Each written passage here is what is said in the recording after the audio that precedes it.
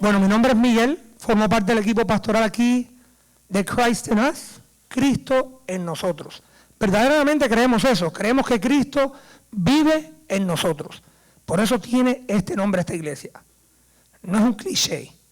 Cristo al frente, Cristo al centro y Cristo todo alrededor.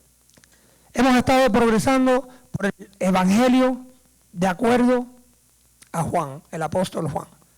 La semana pasada empezamos en el capítulo 4 y empezamos a hablar de la mujer samaritana que Cristo le habla allá en el pozo. Pero hoy vamos a continuar la segunda parte en este capítulo de la historia, no el cuento, de la mujer samaritana. Y quiero darle un poquito de contexto para que usen su imaginación, usen su mente para estar en ese lugar allí ubicado en Samaria. Jesús estaba empezando su ministerio y los discípulos estaban bautizando a varios. Los fariseos estaban un poquito preocupados porque veían que estaban, no solamente lo que hacía Juan el Bautista, bautizando a algunos, pero estaban bautizando muchos. Y Jesús toma la decisión que va a ir desde Judea, desde Jerusalén, más allá hasta Galilea. Pero si sabe usted algo de geografía, el pueblo de Israel, la tierra de Israel, estaba dividida y Judea estaba al fondo, como quien dice, a la parte de abajo. Samaria estaba en el medio y Galilea estaba hacia arriba. Para llegar allí había que, una de dos cosas, o cruzar por Samaria o cruzar el río Jordán del otro lado, decir este es el Jordán, y entonces subir y después regresar al otro lado. Y usted dice, ¿por qué un judío tuviera que tomar ese camino alrededor del río? Porque los judíos y los samaritanos no se llevaban. ¿Pero por qué? ¿No eran de la misma base judía de la tierra de Israel, de la tierra prometida? Bueno, varias cosas sucedieron entre los judíos y los samaritanos. En el año 722 a.C., Israel fue disparcido. Los asirios habían tomado posesión de la tierra de Israel y habían traído de sus tierras gente que no eran judía, gente que practicaban religiones que tenían varios dioses y era contra la ley de los judíos, por mandato de Dios, que ellos se mezclaran con otras razas desde los tiempos de Moisés. ¿Y qué pasó? La gente empezaron a convivir, a casarse y a tener hijos. Entonces, los samaritanos eran una raza mezclada o mixta. Los judíos tenían diferentes razones por las cuales ellos no querían lidiar con los samaritanos. Pero los samaritanos tampoco querían lidiar con los judíos. ¿Por qué? ¿Qué pasa? Años después, cuando fueron a fabricar el templo, los judíos no permitieron a los samaritanos que vinieran a ayudarlos a fabricar el templo. Porque, de acuerdo a ellos, habían comprometido o roto la ley de Dios. Se habían casado fuera de la fe. Se habían casado con personas que no creían iguales que ellos, que tenían otras religiones. Entonces, ¿qué pasa? Hay fricción entre los judíos y los samaritanos. También los samaritanos solamente creían o tomaban como la palabra de Dios los primeros 5 libros de la Biblia, que son conocidos como el Pentateuco, Pentateuco o el Torá, los primeros 5. Génesis, Éxodo, Levítico, Números y Deuteronomio. Entonces ellos nunca tuvieron la oportunidad de aprender de los profetas como Isaías o Daniel, los profetas que hablaban del Mesías, los profetas que hablaban profecías mesiánicas. Entonces, ellos creían que el profeta mayor de ellos era Moisés. Se entendía que Moisés había escrito esos libros desde Génesis hasta Deuteronomio. Y en Deuteronomio habla del Mesías que viniera. Pero ellos pensaban en su mente que ese Mesías iba a ser Moisés regresando para darle salvación. Pero Cristo toma una decisión. Y Él toma la decisión que Él va a ir a Galilea, pero va a tomar la ruta más corta y directamente por Samaria. Y llega allí al monte de Gerizim, a donde los samaritanos habían edificado el templo de ellos. Y allí se encuentra el pozo de Jacob. Y hay un campo de trigo. Y al otro lado del campo de trigo está el poblado o la aldea de Sicar. Y esta samaritana vivía en esa aldea y había cruzado el campo de trigo para buscar agua en el pozo. El pastor Andrés la semana pasada habló del intercambio que Jesús le ofrece a la samaritana. Yo te doy agua de vida. La que te ofrezco yo es vida eterna. No es agua para saciar la sed. No es para quitar la sed, sino para quitar esa sed, ese vacío que tú tienes en tu alma.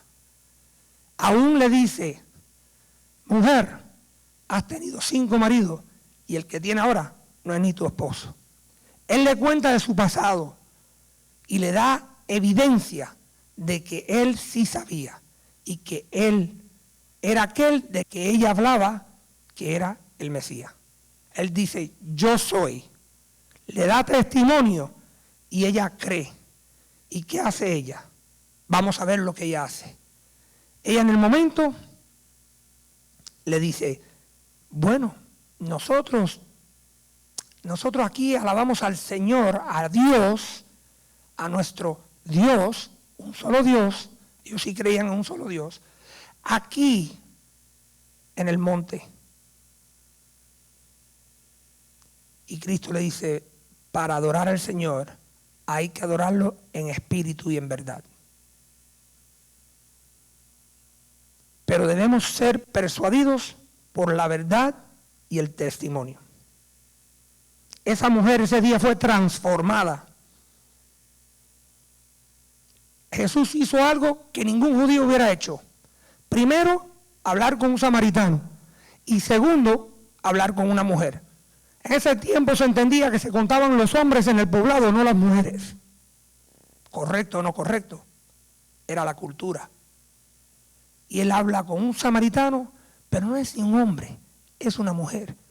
Y aún la mujer lleva su cántaro con ella y lo deja y empieza a cruzar ese campo para regresar a compartir lo que Jesús le había dicho.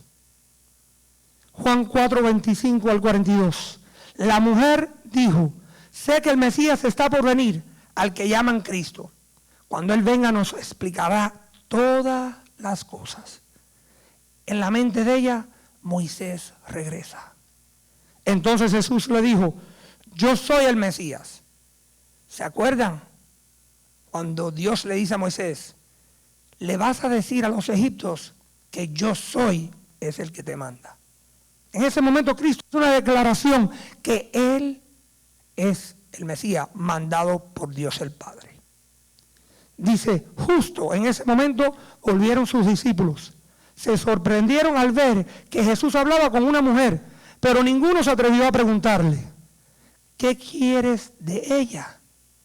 Ninguno le preguntó. ¿O por qué le hablas? Tampoco.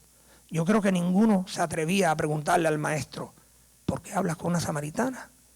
¿Por qué vinimos por aquí? La mujer dejó su cántaro junto al pozo y volvió corriendo a la aldea mientras le decía a todos, vengan a ver a un hombre que me dijo todo lo que he hecho en mi vida. ¿No será este el Mesías? ¿No será este el Mesías? Así que la gente salió de la aldea para verlo. La mujer samaritana empieza a descubrir que el hombre que le hablaba era el Cristo, el Mesías. ¡Wow! Este hombre sabía todo todo mi pasado, y empieza a compartir con aquellos que estaban en aquella aldea. Pero fíjese si ella estaba entusiasmada que dejó la jarra, el recipiente para el agua y se mandó a correr. ¿Usted se acuerda cuando usted tomó la decisión de seguir a Cristo? Esa emoción que le vino a usted, que dejó todo para compartir, a lo mejor con un familiar o un amigo, a lo mejor un vecino, no sé. Pero no sabe la experiencia que tuve. Tienen que venir, tienen que oír. Pero tiene que cruzar ese campo de trigo sembrado. Pero saben que el campo toma 4 meses para que dé fruto. Así que ese campo todavía era, como quien dice, virgen. Estaba plantado, estaba creciendo, pero todavía no estaba listo para dar fruto. Y ella va allá y le cuenta a todos lo que le había pasado. Su experiencia, da testimonio, comparte lo que le habían dicho y su reacción. Pero aún dice, ¿no será Mesías? Ella no dice, es Mesías. Dice, ¿no será? Le abre el apetito a la gente que estaban allí en aquella aldea. Esa gente que estaban viviendo allí cerca del monte. Pero fíjense, ellos fueron persuadidos por la verdad y el testimonio. La verdad y el testimonio que dio ella. Pero no solamente el que da ella, sino el que le da Jesús a ellos.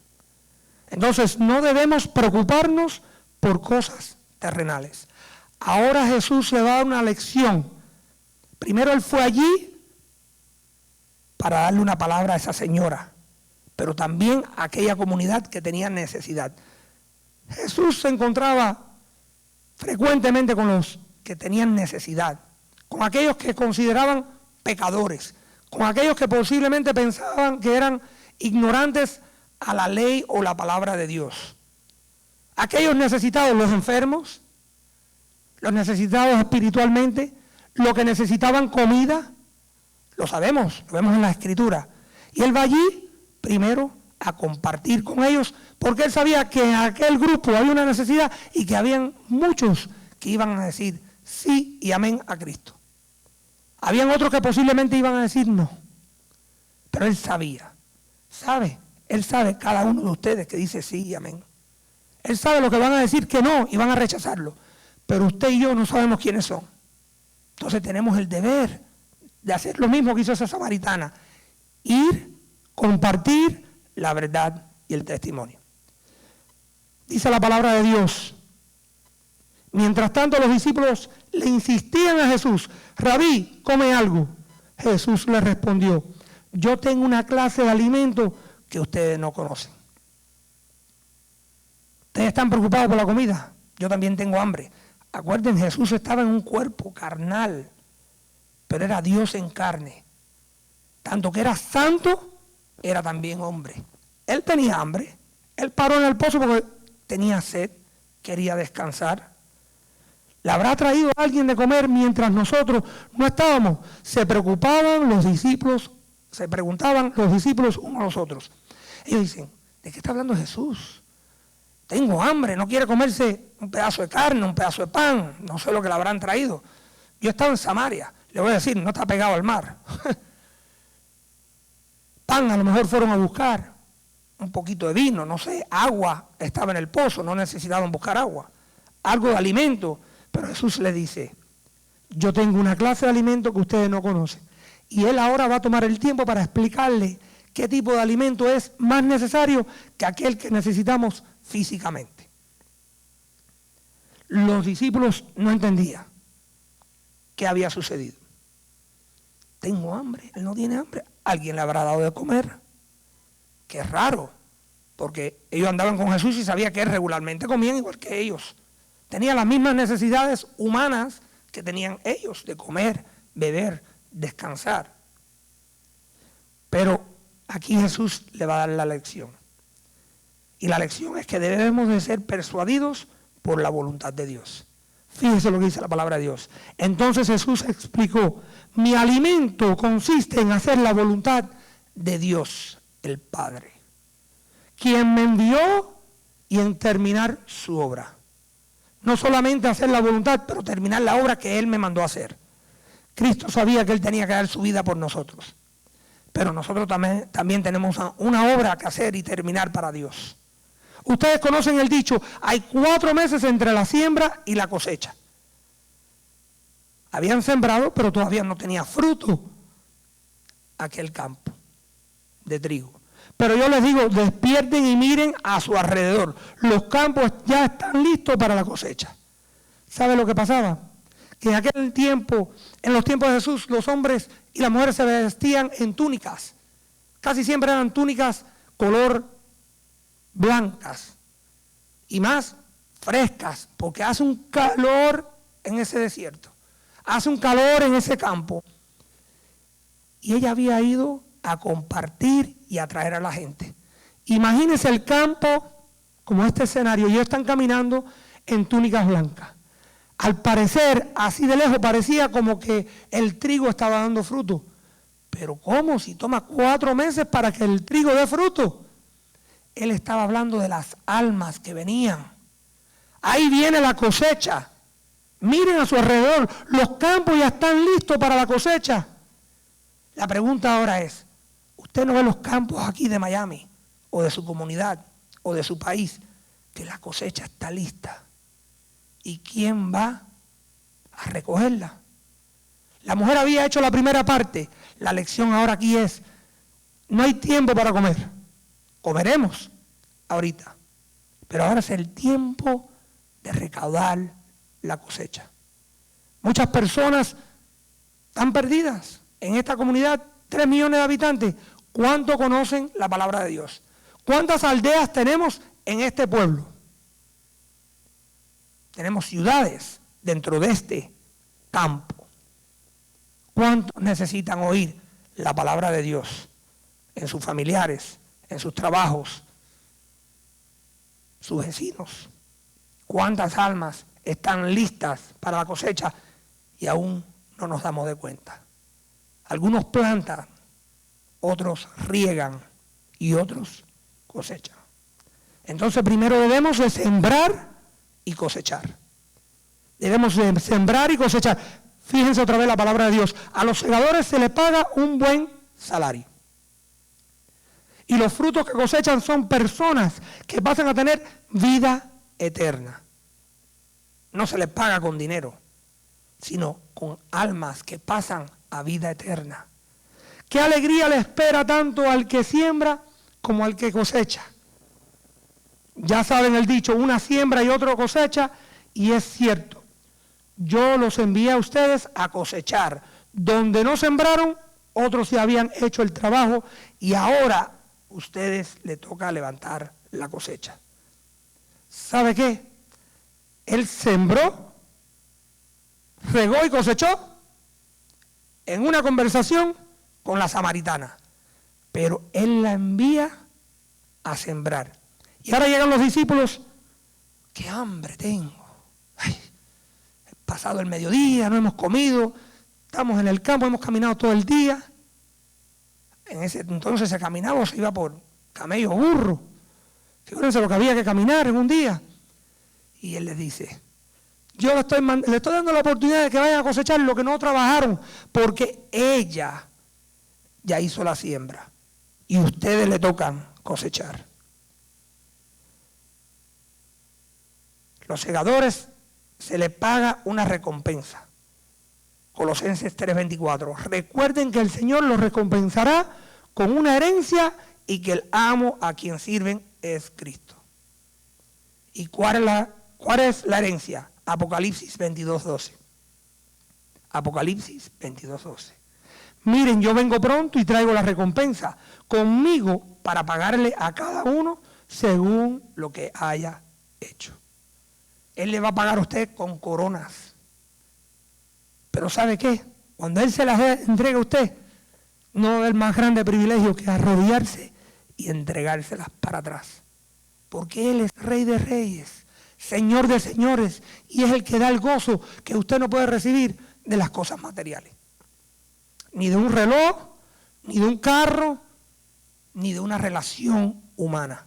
Sí, podemos disfrutar todas estas cosas, no hay nada malo con eso. Pero el gozo más grande que usted puede recibir es la salvación.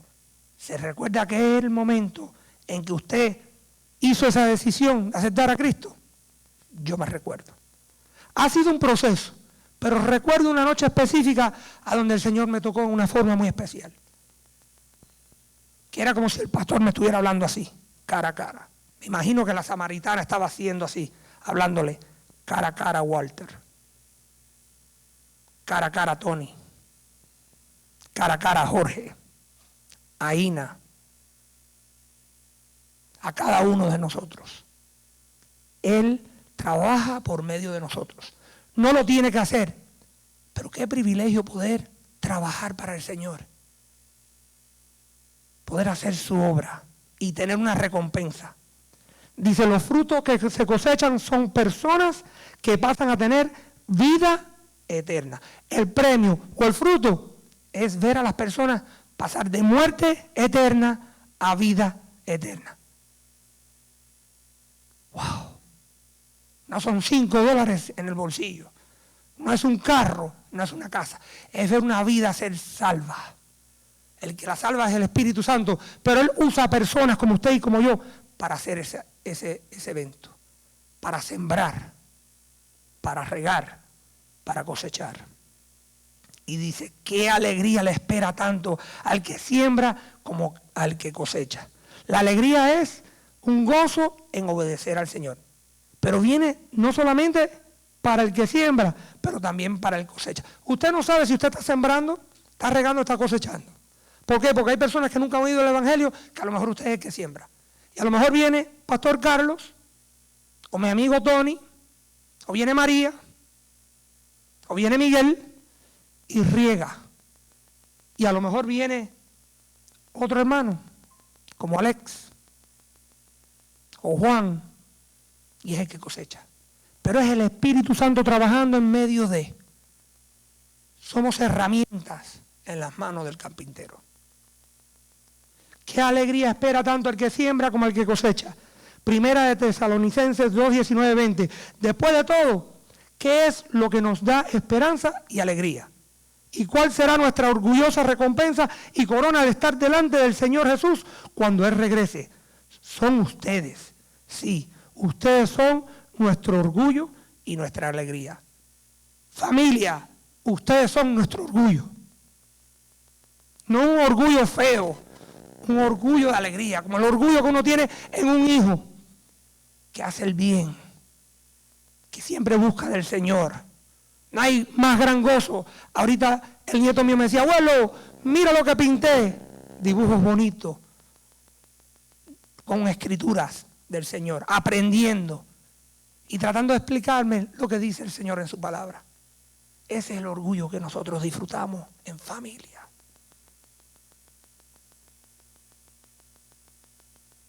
¿Cuál es el resultado de seguir a Jesús? Siempre tenemos que regresar a la palabra de Dios. 39 dice, muchos samaritanos de esa aldea creyeron en Jesús porque la mujer había dicho, Él me dijo todo lo que hice en mi vida. Cuando salieron a verlo, le rogaron que se quedara en la aldea. Así que Jesús se quedó 2 días. Yo a veces hago visitas a las casas y me dicen, pastor, no se vaya, quédese para almorzar. No puedo hacer muchas visitas, pero de vez en cuando voy al hospital y dice, se queda un ratico más. Voy a visitar un centro, otro ministerio. Pastor, siéntese, tómese un café. Jesús así era. Jesús se quedaba. Un día, media hora, 5 minutos, 2 días, una semana, pero Él se quedaba. Tiempo suficiente para que muchos más escucharan su mensaje y creyeran. Él no se quedaba para disfrutar, aunque lo disfrutaba. Él se quedaba para compartir, para que otros pudieran venir a Cristo. Así mismo. Luego le dijeron a la mujer, ahora creemos no solo porque tú nos dijiste, sino porque lo hemos oído en persona. Ahora sabemos que Él es realmente el Salvador del mundo. Hay algunos que han oído de Cristo, conocen de Cristo, son religiosos, van a la iglesia, se sientan, rezan, hacen diferentes cosas culturales, se van para la casa, pero realmente conocen de Cristo. Necesita que alguien que tiene a Cristo dentro de él vaya y comparta. Y cuando Cristo comparte por medio suyo y por mí, creerán. La samaritana invirtió tiempo en ir a compartir de inmediato. Y el Señor honró lo que ella hizo, de sembrar. Y Él mandó a los discípulos a cosechar. Aquí vemos que una mujer perdida encuentra la vida eterna, que es salvación de su alma, al reconocer que Cristo, que Jesús era el Cristo, el Mesías. Pero pastor, ok, ya entiendo la historia, entiendo el contexto. ¿Y ahora qué? Yo nunca he tomado esa decisión. O posiblemente sí ha tomado la decisión, pero no sabe cuál es el próximo paso. Quiero darle unos pasos prácticos, bíblicos. ¿Están listos? Primero, como seguidor y segador de Cristo, debemos orar y obedecer. ¿Cómo? Orar. Lo primero que se hace es orar. Para recibir al Señor lo que usted tiene que hacer es creer en su corazón y orar. Orar es comunicarte con el Señor. Soy un pecador, confieso que soy un pecador, entiendo que tú moriste por mí en la cruz y quiero que hoy vengas y tome posesión de mi corazón, de mi alma, de mi ser. Te entrego mi ser. Ya eres un cristiano. ¿Cuán frecuente tú oras? Pastor, yo de vez en cuando me siento mal, le pido al Señor que me sane. Cuando tengo dificultades con la finanza, le pido al Señor que me ayude. Está bien, pero ¿lo haces con fervor? ¿Lo haces frecuentemente? ¿Lo haces para agradecerle primero por lo que has recibido y después, en alabanza, decirle gracias? Y después traerle tus problemas, tus trabajos, tus dolores. Fíjese, la Biblia nos da algunos ejemplos. No vamos a leer todas las escrituras porque son muchas. Pero un ejemplo, Daniel, que oraba 3 veces al día. Daniel 6:10. Daniel 6:10. Como David, que oraba 3 veces al día, después dice que él oraba 7 veces al día. Daniel 3 veces y David 7 veces al día. En otras palabras, Daniel oraba 3 veces al día y David, el que escribe los salmos, dice en Salmo 55:17 que oraba 7 veces al día. De 3 subió a 7. Salmo 119:164. En otras palabras, incrementó su oración, no disminuyó. En otras palabras, cuando él se volvió un hombre de fe, él oraba. Pero pasando el tiempo, mientras más maduro estaba en la fe, aún oraba más. No disminuía su fe. Y como el Salvador, el mejor testimonio que tenemos es de Cristo, que constantemente se apartaba a un lugar en oración. Lucas 6:12. Muy frecuentemente él le decía a los discípulos, voy a orar. Y se apartaba. Y aún en ocasiones le decía, acompáñenme ustedes 3. Acompáñenme ustedes en oración. En oración, comunicándose con el Padre. Y obedecer. Primera de Juan 2:3-6 dice, Jesús dijo, si obedecen mis mandamientos, permanecerán en mi amor. Así como yo he obedecido los mandamientos de mi Padre y permanezco en su amor, les he dicho esto para que tengan mi alegría y así su alegría sea completa. Eso es lo que Jesús estaba hablando allí. Persuadido por la voluntad de Dios, obedeciendo la voluntad de Dios. ¿Y cuál es la voluntad de Dios para mí? Léalo en las Escrituras.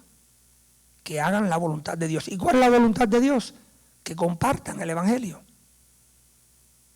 Que amen a sus vecinos. Que amen a sus enemigos.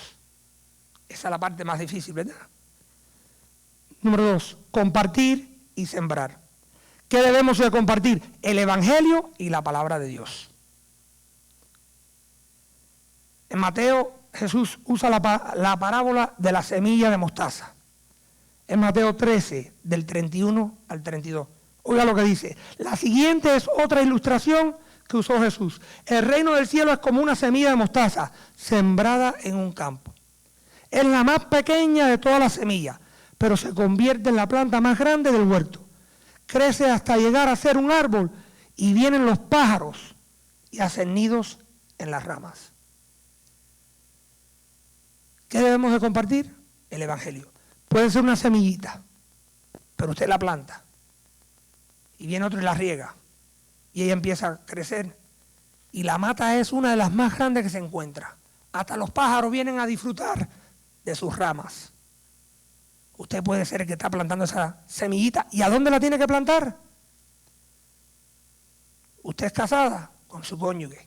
Usted tiene hijos con sus hijos. Usted es un hijo con su madre. Usted es una madre con sus hijos. Usted es un padre con su hermano, con el vecino.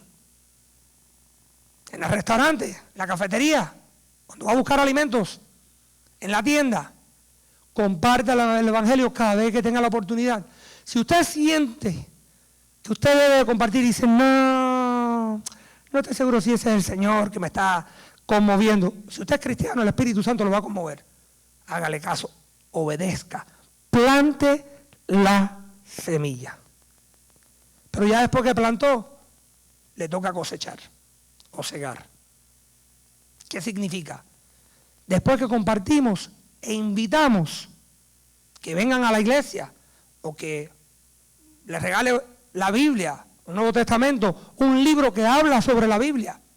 Yo frecuentemente hago eso con un librito, más que un carpintero, por Josh McDowell. Un librito así, cuesta unos $1 nada más. Y cuando veo a alguien que tiene interés, le digo, ¿a usted le gusta leer? Me fascina. Tengo un libro para usted. Una historia para usted. No un cuento. Usted no sabe cuál es el tiempo propicio que Dios ha determinado para que la persona diga sí y amén. Él sabe, pero usted y yo no lo sabemos. Cuarto, permanecer y discipular. ¿Qué es lo que es permanecer? Permanezca fiel. Lea la palabra de Dios. Permanezca fiel. Venga a congregarse con los creyentes en la iglesia. Permanezca fiel en sus finanzas. Permanezca fiel en sus relaciones con su cónyuge, con su familia. Esto es parte de su familia extendida. Pero fíjese, si usted tiene que escoger ir a visitar a su mamá en el hospital o venir a esta iglesia un domingo, vaya a visitar a mamá. El Señor no quiere que usted haga sacrificio, Él quiere que usted lo haga de corazón. Pero si mamá sale del hospital y está enferma, tráigala para que podamos orar por ella. Manténgase fiel. Está teniendo problemas difíciles, finanzas, relaciones, no importa. Importa, pero realmente no importa. ¿Por qué? Porque usted tiene el Señor. Tenga confianza que Él es fiel. Él es fiel siempre. Nosotros somos los que fallamos. Y no solamente permanezca, pero enséñele a otros lo que usted ha aprendido. Pastor, yo acabo de venir a Cristo. Soy un bebé. Solamente he leído el libro de Juan. Comparta con alguien lo que ha aprendido, lo que el Señor hizo en su vida, antes y después. Comparta lo que Dios hizo en su vida, antes y después. Yo era así, y ahora soy así, y quiero ser así. ¿Por qué? Porque la palabra de Dios lo dice. Busque a alguien para mentorear, alguien más joven, más pequeño. Le digo, hubo un tiempo que mis hijos sabían más de la Biblia que yo. Era una pena, una lástima. Yo siendo creyente, ellos vienen a Cristo y empiezan a aprender la palabra y digo, me estoy quedando atrás. Yo espero que no sea así ahora. No porque yo sea mejor que ellos, pero me di de cuenta, una persona madura no debe estar caminando como un niño, ni gateando. Comparta. Fíjese lo que dice el Señor. El Señor le manda a ustedes en Mateo 28, del 19 al 21. Muchos se lo saben. Dice, por lo tanto, vayan. Realmente en el griego es mientras van. Entonces, en otras palabras, por lo tanto, mientras van, mientras que andan, mientras que caminan, mientras que trabajan, mientras que cuidan de sus familiares, hagan discípulos de todas las naciones, bautizándolos en el nombre del Padre y del Hijo y del Espíritu Santo. Enseña a los nuevos discípulos a obedecer todos los mandatos que les he dado. Y tengan por seguro esto, que estoy con ustedes siempre hasta el fin del tiempo. Fíjense lo que es. Es un mandato de que vayan o mientras andan, que compartan, hagan discípulos. ¿Cómo lo hacemos? Sembrando, regando, cosechando, enseñando, bautizándolos, paso de obediencia, y enseñándoles. Y con una promesa de que Él siempre estará con ustedes, pero no por un ratico, hasta el fin de los tiempos. Porque a la vez que usted acepta al Señor, usted entonces viene el Espíritu Santo a morar con usted, el gran consolador. Así que no se pongan tristes, no es un mensaje triste. Yo me pongo serio cuando predico, pero no estoy triste, porque tengo al Señor. Y quiero que usted también lo tenga. Si no lo tiene, puede tomar esa decisión hoy. Pero si ya lo tiene, ¿qué espera? Una samaritana obedece al Señor.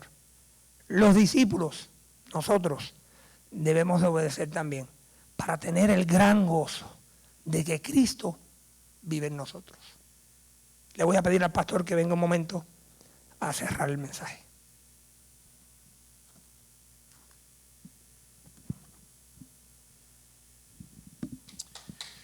Muchísimas gracias, Pastor Miguel. ¿Verdad que quizás la pregunta que está en la mente del Pastor Miguel para nosotros es, ¿qué es lo que nos persuade? Porque todos somos persuadidos de una u otra manera. Desde el principio, cuando Dios le dijo a Adán y Eva lo que tenían que hacer, la misión y la visión, Él les trataba de persuadirlos en una dirección y la serpiente los persuadió en otra dirección. Y algo muy similar sucede con nuestras vidas todos los días. Desde que nos levantamos hasta el momento de ir a dormir, estamos persuadidos por algo. Y los queremos animar a que estén persuadidos por lo que Dios le dijo a Jesús, estar persuadidos por la voluntad de Dios. Ese es el alimento diario de Jesús, ese es lo que motivaba a Jesús a hacer la obra. Y por eso nosotros siempre repetimos, la razón que nos llamamos CIU, Christ in Us, es porque lo que nos persuade a nosotros como iglesia, lo que nos debe persuadir como miembros de Christ in Us, es que tenemos la esperanza en nosotros mismos. El alimento diario, la persuasión diaria es Cristo en nosotros, la esperanza de gloria. Amén. Pero si usted nos está viendo a través del internet y se preguntará, yo no he tomado todavía ese paso, quizás te queremos persuadir a que hoy es el día de tu salvación. Hoy es el día que puedes hacer como esa mujer samaritana, de que ya retienes toda esta información, que has entendido todo ese mensaje y es tiempo de ser persuadidos a actuar. ¿Qué significa eso? Es persuadidos a tomar el paso de que aceptes a Jesús como tu Señor y tu Salvador. A lo mejor estás aquí con el mismo pensamiento de ¿qué hago yo si no conozco a Jesús? Pues lo que puedes hacer es una oración sencilla. Te persuadimos a que sigas esta oración modelo que voy a hacer en unos minutos, para que tú también hagas parte de esa misma alegría que esa mujer samaritana al tomar el paso de aceptar al Mesías. Inclinemos nuestros rostros y si tú estás listo a tomar ese paso desde tu casa, desde la comodidad de tu hogar, desde tu tableta, de tu teléfono o aquí mismo, haz esta oración. Señor Jesús, yo estoy persuadido o persuadida por ese mensaje. Estoy persuadido a poder tomar el siguiente paso de aceptar ese hermoso regalo de salvación. Estoy persuadido a que seas mi Salvador y mi Señor. Te entrego mi vida. Estoy persuadido a que cada día de mi vida tú me guíes, para que todo lo que yo haga, Señor, te traiga gloria y traiga bendiciones. Y oro todo eso en el nombre de tu Jesús. Amén. A los animo que se pongan de pie para continuar adorando al Señor.